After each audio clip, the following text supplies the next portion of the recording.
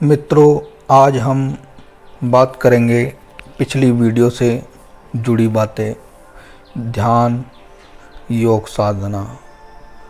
तो हम करते हैं गुरु घेरंड संहिता से, और ये अष्टांग योग रहस्य है। यही इसी में वो शक्तियाँ छुपी हुई हैं जो इनको अभ्यास करके प्राप्त करने के लिए निरंतर तत्पर रहता है। तो बात शुरुआत करते हैं यहाँ से। सुदृढ़ सुविशाल वृक्ष से लिपटी बेल को देखकर दंग जो हुआ देखता ही रह गया। उसने कसकर वृक्ष का अस्तित्व लपेटे में ले रखा था, तने को चारों ओर से जकड़ रखा था। वृक्ष के जंगली तने से चिपटी हुई बेल ऊपर तक दौड़ मार रही थी। वृक्ष ने भी उसे सिर पर रखा हुआ था। बेल की पकड़ हथनी के बोझ के समान थी। वृक्ष था कि असह्य पीड़ा से घुलता हुआ ठूंठ हुआ जा रहा था। तने में ऊपर से नीचे तक और नीचे से ऊपर तक गहरे चिन्ह बन गए थे। निशान उसकी छाल तक में गड़ गए थे। तन के लगे घाव मन की गहराई तक पहुंच गए थे। क्या ये निशान किसी साबुन, पानी, घोल, रसायन से मिट पाएंगे? क्या तने के गहरे गहरे दाग धब्बे कैसे छूट पाएंगे? उफ! वृक्ष ने भी किस पाप का ठेंगा सिर पर लिया जिससे वह प्राण देकर भी उरण नहीं हो पाएगा। ये है गहरे चिन्ह वृक्ष के नीचे के ये रिश्ते हुए घाव वृक्ष के तन पर खेलते हुए काले नागों के समान हैं। इन पर वृक्ष का कोई वश नहीं। हमारे पाप कर्म भी पीड़ित पेड़ के गहरे दाग धब्बों के समान हमारे भीतर गहराई तक गढ़ते हैं। पैरों तले की जमीन खिसक सकती है, लेकिन ये घाव नहीं मिटाए जा सकते। चोट के निशान प्लास्टिक सर्जरी से किसी हद तक छिप सकेंगे, लेकिन पाप के निशान मिटाए नहीं मिटते, छिपाए नहीं छिपते। ऊपर से छल, छिद्र, झूठ, कपट आदि विकारों के फुफकारते भुजंग हमारे अधीन होते हुए भी हमारे अधीन नहीं होते। हम इनकी दास्ता स्वीकारते हुए दुखों के गहन जंगल में खोकर रह जाते हैं। जाने अनजाने में हुए अशुभ कार्यों का क्या कोई समाधान नहीं? क्या कोई प्रायश्चित नहीं? मन में प्रश्नों की गूंज होने लगी। प्रश्नों के गुच्छे सामने दिखाई देने लगे। क्या अशुभ कर्मों का दम उखाड़ने का कोई उपाय नहीं? क्या पाप कर्म हमसे अधिक शक्तिशाली है? क्या इनसे दो दो हाथ करना मानव के वश में नहीं है? क्या? तभी आकाश में एक बदली गरजी और बरसने लगी, मानव प्रकृति का दिया संदेश सुनाने लगी। पानी तपता है, भाप बनकर ऊपर उठता है, और जल के तपने के फलस्वरूप बादल बनकर बरसता हुआ सारे संसार को ठंडक पहुंचाता है। प्यासी धरती की प्यास बुझाता है। वैसे ही तप के बल से मनुष्य सब कुछ करने में असमर्थ है। इससे यही निष्कर्ष निकलता है कि ऐसी कोई समस्या नहीं जिसका समाधान ना हो, ऐसी कोई भी बात नहीं जिसका निदान ना हो। मनुष्य ही केवल सृष्टि की वह कृति है जो सब समर्थ हो सकता है। अन्य जीवधारियों के बूते के बाहर है यह सब। अपने लिए सभी को शुभ शुभ चाहने वाला मानव अशुभ कर्म से दोस्ती गांठ कर मुसीबतों को नियंत्रण देता है। अशुभ कार्य की पैदल पलटन, दुख, पीड़ा, कष्ट, परेशानी उसके साथ साथ ही चलते हैं। तब उनसे बचने का मार्ग कहाँ? जागना, जाग कर उठ बैठना ही इसका निदान है। जीवन को संगीत में बनाना, मुस्कुराना, उल्लसित रहना, स्वयं को ईश्वराधीन करके चलना इसका निदान है। तपोबल प्राप्त करने के अभ्यास में रत रहना इसका सहज सरल उपाय है। पाप कर्म के निशान तप की अग्नि में तपाकर ही मिटाए जा सकते हैं। तप की अग्नि विलक्षण होती है। जैसे भुने हुए चने को बोने से पौधा नहीं उग सकता, वैसे ही तप की अग्नि अशुभ कर्म को भस्म नहीं करती है। वह पौधा नहीं बन सकता। योगी रात दिन योग की अग्नि में अपने आप को तपा कर कुंदन कर देता है। यही योग हजारों रोगों और चिंताओं की रामबाण औषधि है और अचूक उपाय भी है। दोषों को दूर करने व सत्य को पहचानने हेतु विवेक और बुद्धि उस परम प्रभु ने कृपा करके केवल मानव को ही प्रदान की है। यदि वह उसका सदुपयोग न करे तो प्रभु को कैसा दोष। यह योग क्या है, आज हम आपको बताते हैं मित्रों, जिससे हमारे दूषित अशुभ और पाप कर्म समन होकर हम वास्तविक स्वरूप में अवस्थित हो सके। संसार में आसक्ति में फंसा मन जिस प्रकार से भी ईश्वर में योजित हो गए, वही योग है। योग में होना फूलों की सेज नहीं, यह कंटका कीड़ मार्ग है।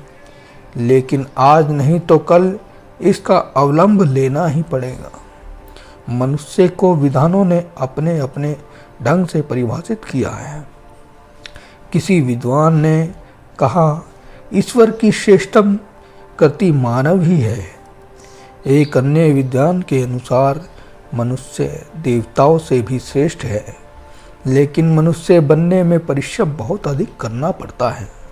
यह सच ही है। परिश्रम से भागता हुआ मनुष्य दुखों में घिर गया है।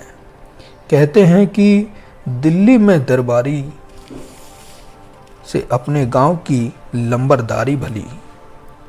उसी प्रकार से सांसारिक सुखों को ढूंढने में समय गंवाने से प्रभु स्मरण हजारों लाखों गुना बेहतर है। संसार के सुख औस के समान है। औस चाटने से कभी किसी भी प्राणी की प्यास नहीं बुझा सकता। भला संकल्पित मन होइए, इच्छा शक्ति जगाइए।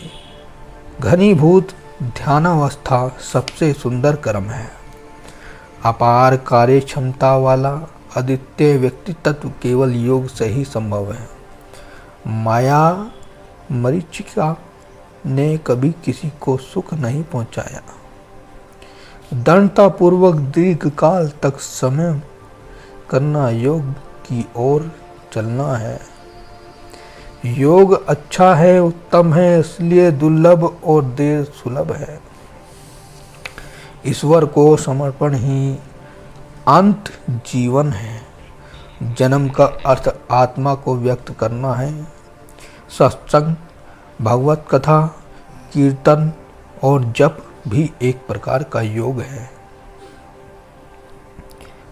हम आपको अष्टांग योग में योग के 8 अंगों का वर्णन करते हैं, जिससे चेतनता की प्राप्ति, निर्भयता का उदय और प्रभु प्राप्ति का मार्ग प्रशस्त होता है और होगा। आध्यात्मिक उन्नति के लिए शरीर ही वह साधन है जो सभी क्रियाकलापों का माध्यम है। तन को स्वस्थ, निरोगी, स्वच्छ और निर्मल रखने के लिए ही साधक आध्यात्मिक मार्ग में आगे बढ़ सकता है। अष्टांग योग में उन सभी क्रियाओं और साधनों का वर्णन है जिससे शरीर को निर्मल व स्वस्थ बनाते हुए व्यक्ति अनंत परम तत्व की खोज में स्वयं को योजित कर सके। इस सब का एकमात्र सार है ओम। ओम इस एक अक्षर रूप ब्रह्म को उच्चारित करता हुआ जो मनुष्य योग व ध्यान की क्रियाओं को भलीभांति करता है, वो उस परम सत्ता आदिम चेतना का स्वामी बन जाता है, उन शक्तियों का मालिक बन जाता है। इन योग के भेद 5 हैं: ध्यान योग, ज्ञान योग, भक्ति योग, कर्म योग और हठ योग। ध्यान योग सर्वोत्तम योग है, जिसे सभी मनुष्यों, संतों एवं बड़े विद्वानों ने सर्वोपरि रखा। इसके अंतर्गत सभी योगों का समावेश है। अष्टांग योग का संबंध तन और प्राण दोनों से है। योग के 8 अंग यम, नियम, आसन, प्राणायाम, प्रत्याहार, धारणा, ध्यान, अंत है समाधि। ये सब अष्टांग योग के अलग अलग साधन हैं। इंद्रियां स्वयं में कुछ भी नहीं, ये तो बिल्कुल जड़ है। इसको समझाना बहुत कठिन है, क्योंकि ये समझता ही नहीं, क्योंकि ये तो जड़ है। शरीर के भीतर का चेतन तत्व ही वो परम सत्ता, परम शक्ति है, जिसे हम जीवनीय शक्ति अथवा प्राण शक्ति के नाम से जानते हैं। यही शक्ति इंद्रियों को संचालित कर रही है और उनमें निरंतर ऊर्जा प्रवाह भी करती रहती है। इसी शक्ति के द्वारा इंद्रियां अपने कर्म भुगतान में लगी हुई हैं, किंतु मानव की सृष्टि केवल इंद्रिय जन्य सुख दुख का हेतु होने के लिए ही नहीं हुई, बल्कि इससे भी आगे मानव प्रभु की दी हुई शक्तियों का एक महापुंज है। मनुष्य के भीतर छिपा है एक असीम बल भंडार, ऐश्वर्य कोश अथवा सुख शांति का एक अद्भुत विद्युत ग्रह। उसने भीतरी यंत्रों की तंत्री को झंझनाया नहीं, स्वयं को सोते से जगाया नहीं कि अष्टांग योग मानव को उसकी बुलंदियों के लिए जागृति लाता कैसे, नव जीवन का उमंग और उत्साह का संचरण करता कैसे। तो मित्रों, इस योग को आप साधें। इसमें सर्वोपरि ध्यान है और ध्यान के माध्यम से यहाँ आप इस शक्ति को प्राप्त कर सकते हैं। सबसे पहले ये मानसिक शक्ति से जुड़ करके एक रहस्य बनता है। यही वो मानसिक शक्ति है जो ध्यान योग से प्राप्त होती है। इसके अंदर छुपी हुई जो शक्ति है वो है आकर्षण, और आकर्षण के अंदर छुपा हुआ है प्रेम। इस संसार में वास्तव में कोई भी वस्तु जैव या अजैव नहीं है, यानी ऑर्गेनिक और इनऑर्गेनिक नहीं है। दूसरे शब्दों में कुछ भी वास्तव में मृत नहीं है। प्रत्येक वस्तु जैव है, उसमें प्राण होता है। इसलिए मानसिक शक्ति का प्रयोग निर्जीव वस्तुओं तथा सजीव प्राणियों पर समान रूप से किया जा सकता है। अजैव जो इनऑर्गेनिक वस्तुओं में आणविक क्रिया होती है, जिस पर मानसिक शक्ति हमारी जो ध्यान योग की शक्ति है का प्रभाव पड़ता है। यह बात धातुओं तथा स्फटिकों पर भी लागू होती है। वास्तव में वैज्ञानिकों ने सूक्ष्म अध्ययन के पश्चात यह निष्कर्ष निकाला है कि उनमें सेक्स की मूल भावना तथा विभिन्न मात्राओं में उत्तेजना एवं प्रतिक्रिया निहित होती है। मानसिक जो शक्ति है वो क्या है? मन और मस्तिष्क जब एक सिमेट्री में आ जाता है तब ये शक्ति की उपज होती है।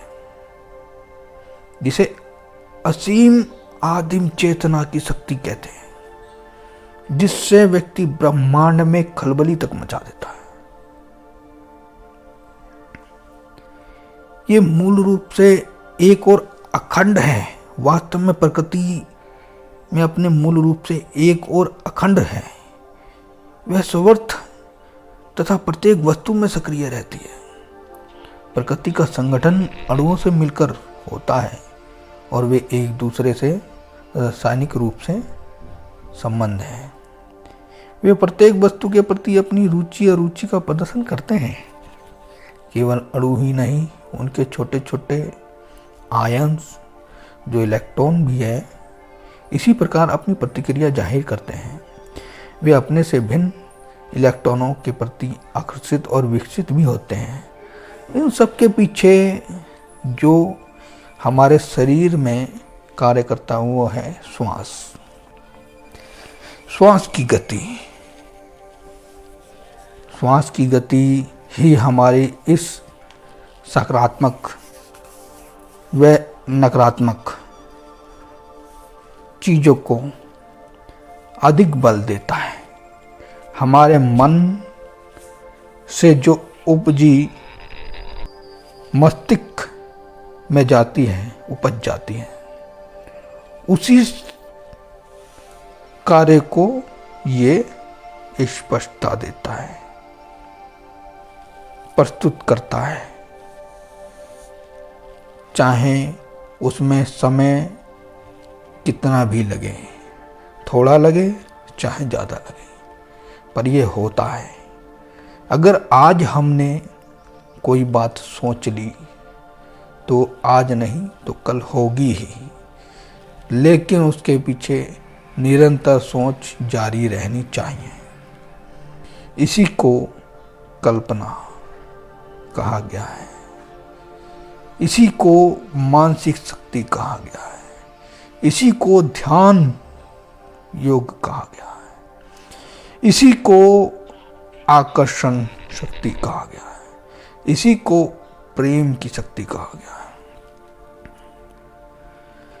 जीवन सरल सहज है, क्योंकि जीवन में केवल दो ही तरह की चीजें होती हैं, सकारात्मक चीजें और नकारात्मक चीजें। जीवन का हर क्षेत्र, चाहे स्वास्थ्य हो, आर्थिक स्थिति हो, लोगों से संबंध हो, काम धंधा हो या सुख शांति हो, या तो सकारात्मक होगा या फिर नकारात्मक होगा। पैसा या तो बहुत ज़्यादा होगा या बहुत कम होगा, या तो पूरी तरह से स्वस्थ होंगे या अस्वस्थ होंगे। लोगों से संबंध या तो मधुर होंगे या कटु होंगे। काम धंधा या तो रोमांचक और सफल होगा या फिर असंतोषजनक और असफल होगा। या तो हमेशा खुश रहेंगे या अधिकांश समय त्योरियां लड़ाए रहते रहेंगे। अच्छे वर्ष या बुरे वर्ष, अच्छे समय या बुरे समय, अच्छे दिन या बुरे दिन। जीवन में सकारात्मक और नकारात्मक मानसिक उपज की ही देन है। ये जो हमारा मन है निरंतर ध्यान में लगा रहता है, मस्तिष्क को संदेश देता रहता है। जैसे जैसे संदेश मस्तिष्क को जाएंगे वैसे वैसे ये हमारी इंद्रियां कार्य करती हैं। तो मन को कंट्रोल में करना, मन को अपने वश में करना मात्र ध्यान योग के ही द्वारा संभव है। इस योग के ही बल पे विषय कामना, कटु वचन, हिंसा, निंदित कर्म, तत्काल राम भजे आत्मजयी का धर्म। बात कही है। ये दुख निरोध की वृत्ति है। दुख की निवृत्ति हो जाना, सुख निरोध हो जाना, ही दूसरे रूप में निर्वाण है। तृष्णा का नाश हो जाने से पुरुष निर्वाण की अवस्था को प्राप्त हो जाता है। निर्वाण प्राप्त पुरुष निर्भय हो जाता है। किसी प्रकार की विषम परिस्थिति में भी उसका हृदय विचलित नहीं होता। योग के 8 अंग हैं जिनके अभ्यास से कलेश की निवृत्ति होती है। जैसा कि मैंने आपको बताया, यम, नियम, आसन, प्राणायाम, प्रत्याहार, धारणा, ध्यान, समाधि। इसमें ध्यान सर्वश्रेष्ठ है। अगर आपका शरीर स्वस्थ है, किसी प्रकार का किसी प्रकार का रोग नहीं है, निरोग है, तो आप सहज ध्यान से अपने मन को जीत ले सकते हैं, वश कर सकते हैं। उस शक्ति को पहचान सकते हैं जो आपके अंदर छुपी है, जिसके द्वारा आप बड़े बड़े काम ले सकते हैं।